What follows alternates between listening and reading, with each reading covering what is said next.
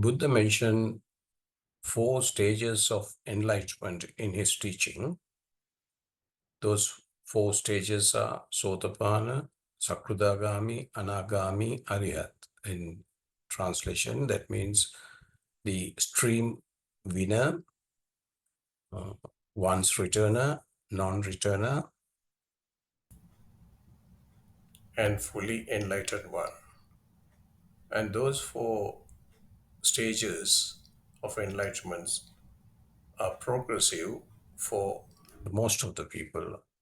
90% of the people who's getting benefit of his teaching go through this level of transformation as until they get the final enlightenment. But there are few really get into that directly and pass through all these stages immediately and get to the Arhat as well. So I just wanted to elaborate a little bit more on this and then connect with some other teaching in relation to how this kind of a process progress. So for that, I had to bring up that other teaching of our existence, or the human existence, is comprised of 10 fetters, and they were called Dasa Sanyojana in Pali. But those 10 fetters this is actually Bhikkhu Bodhi's translation. So these 10 fetters are being divided into 2 different layers as well. Like one is the lower fetters, 5 lower fetters, and the 5 higher fetters. So it's because of the people who really let go of different stages of enlightenment. So I'll go into little detail on that. Actually, when we talk about the first 3 fetters, which are the Sakkaya Ditthi, Vichikicha, Silabbata Paramasa, which is in Bhikkhu Bodhi's translation, personal existence view, which is Sakkaya Ditthi, and doubt, which is that Vichikicha. Some people translate that as the skeptical doubt, and then the Silabbata Paramasa, which is being translated as a wrong grasp of behavior and observances. And that means actually the rituals and rites. That's the first 3 fetters of these 10 fetters, which will be eliminated or eradicated by when somebody achieved the first stage of enlightenment, which is Sotapanna, or the stream winner. So I want to go a little bit more into that as well. So when you say that really the first stage of enlightenment, it is the true experience of that non-self nature within us. The non-self means that really the beyond your ego or your image of yourself. So if somebody has experienced that sense or that level of a condition, that person will become the stream winner. With that, he will get rid of that the personal existence view, and that means actually your ego or your self-image, and he will get rid of that doubt or the skeptical doubt. When I say that, it's mean that really the doubt about this whole world, or the doubt about this true nature of this world, because he has already touched or experienced that true nature. Because of that, he has no any doubt anymore. And if anybody is going to explain that really this world is this and that, he or she would not really concern about it, because she or he has the insight into this true nature of this world, or true nature of this existence. It could be just for a fraction of a second he did have the experience, but still it is so profound that will stay with him or that person for all the time. And Then the third fetter, which is actually the belief on rituals and rituals, is gone because that person would see whatever those things happening in the world that are just incidents. Since this personal view is being eradicated, this person will not go along with that kind of a thinking or that kind of a concept or that kind of a beliefs. So that is the first stage of enlightenment, which is the stream winner. And the second stage of enlightenment is once returner. So the once returner is actually the who has been past the first stage of enlightenment and left with the other or the rest of the seven fetters out of those 10 fetters, which will be eradicated gradually on the way into once returner and the non-returner. And the person who has been fully enlightened will get rid of all those seven fetters, including that uh, higher level fetters. So that's the connection between this our existence, which is being comprised of these 10 fetters, and with the enlightenment, with these four stages of enlightenment, how this existence is being eliminated. In other words, that really the ones you enlighten, you will not see that you as a person, or you will not experience that egoic personality. So you would be free from that. So that's the Buddha's teaching on this enlightenment and then those four stages of enlightenment. So I want to bring that up because I have noticed so many people that really were in different stages, and I could relate to them with my experience. And most importantly, I wanted to, Eckhart Tolle is talking about his transcendence when it's happened to him on age of 29. He didn't know how it happens. And he didn't know even right now. I mean, he just always explained, I don't know how it happened, but it happens. But he know after condition that really he's now living in. So I can relate to that. And then I would see that really the reason for that particular experience or that particular transcendent happened to him because he was born as an once returner in Buddha's teaching. Now he has been just completed his that stage of enlightenment, and he has gone into the other two stages. Either he might be on the third stage or the fourth stage. The life he would know, and then so I'll play this video clip, and then I'll comment on that too. The first one, I don't know if I'll be able to. The first part of it, I don't know if I'll be able to answer it. The first part of this question was, how did that happen?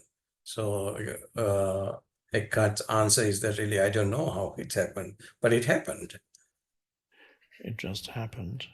That is where I'm connecting this to that. Actually, I think I can relate that really the Eckhart was born as once returner stage when he was born, and at the age of 29, he just transformed and to the next stage on the next two stages.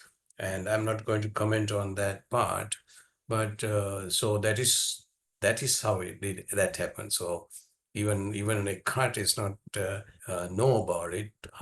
Why did that happen? But in my mind, I can see that really that would be the reason it happened. Well, I can say that it happened because the egoic sense of self got eroded, and what happened was. So I'm saying that because his answer was that really, according to him, I think he said, oh, this egoic thing was eroded in the sense it just uh, eradicated or just vanished. So without any effort, without doing anything. So that is the impact of this experiences or throughout this, four stages of enlightenment. a disidentification from thinking. This is what happened, but I didn't know that that's what happened when it first happened. It just happened. So it's just again iterating that it just happened. I didn't know what happened. How did that happen? It happens to him. He didn't have any effort on this. I couldn't have explained it. So again, that is to endorse that Buddha's teaching that really this somebody has been uh, passed through that first stage of enlightenment. So the second stage of enlightenment, this person would really it is a profound experience that will uh, effortlessly transform the person to the next stage. That is the beauty of Buddha's teaching, and then that process of enlightenment. Last thought that was identified with was I can't live with myself any longer. And then I looked at the thought, well, there was myself. Who am I? I didn't know that at the time when this thought came, who am I if I can't live with myself any longer? Who is the self and who am I? I didn't know at the time that I had voiced an ancient question that has been used in meditation for hundreds or thousands of years, the question, who am I? Here he is now referring to the ancient teaching. Of course, the ancient India, they always looking for that vimukti or the liberation. And then they were looking for that, who am I? And then not only the Indian. Yeah, Eckhart is explaining the nature of that non-self. So that is why I like his explanation, and it is very much in line with Buddha's teaching. Its spiritual teachers in India have used that question to take people into realization for since ancient times. And the question arose spontaneously in my mind, who am I? Because it seemed strange. I no longer know if the sentence I cannot live with myself any longer seemed so strange because there seemed to be two people there, the I and the self. And that was so strange that I was wondering, who am I if I can't live with myself? And that simple question, who am I, led to a realization of the essence of I, of what I means. Here, Eckhart admitted that it happens spontaneously. And that is the beauty of this particular experience of non self. It stays there within you at a deeper level. And then when the time comes, it's pushed through and then make the transcendence of that individual to get to the next level of enlightenment or the next stage of enlightenment.